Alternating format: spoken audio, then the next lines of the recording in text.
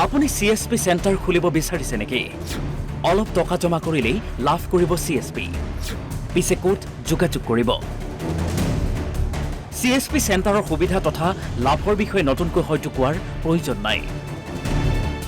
বহু যুৱকেই CSP খুলি স্বাৱলম্বী হ'বলৈ সক্ষম হৈছে আৰু তেনেদৰে নিবনুৱা যুৱকলৈ স্বাৱলম্বী সুযোগ দিছে ৰাব মাইক্ৰ'ফাইনেন্স নামৰ এটা ব্যক্তিগত কোম্পানীয়ে। ৰাব মাইক্ৰ'ফাইনেন্সে আগবঢ়ায় বিভিন্ন ধৰণৰ ঋণ। কোম্পানীটোৰ হেড অফিচ মঙলদৈত। এই কোম্পানীটোৰ মূল মানুহ এই দুজন। এইজন ডাইৰেক্টৰ নাম গোলাম হাদি আৰু আনজন CEO ৰফিক আলী।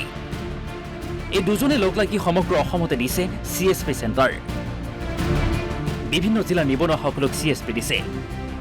বিনিময় হৈছে ৩৫,০০০ৰ পৰা ১ লাখ পৰ্যন্ত। CSP দিয়াৰ নামতো এগ্ৰিমেণ্ট কৰিছে। আই কাৰ্ড চাৰ্টিফিকেট সকলো দিছে। কিন্তু এবছৰৰ পাছত যুৱকসকলে কৰিব পৰা নাই CSPৰ কাম। কাৰণ গোলাম হাদি আৰু ৰফিয়ালে বিভিন্ন জিলাৰ নিবনুৱাসকলক দিছে ৰামঠগন। তেওঁলোকে ভুৱা CSPহে দিছে। CSP নামত লুটিছে কোটি কোটি টকা।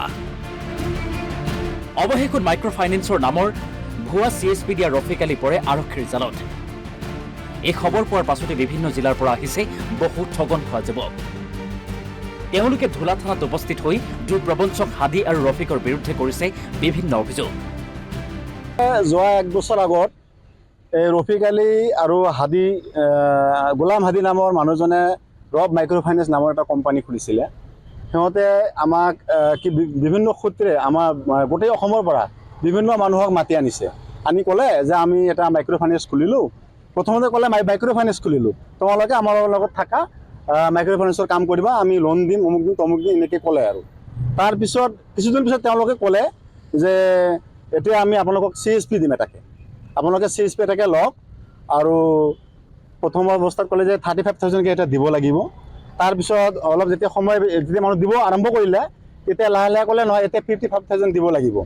এনেকৈ দিলে আপোনালোকক আমি CSP এটা দিওঁ আৰু বেংকৰ একাউণ্ট খুলিব পাৰিব আৰু সেই বেংকৰ থ্ৰুৱেদি আপোনালোকে লোন পাব্লিকক দিব পাৰিব।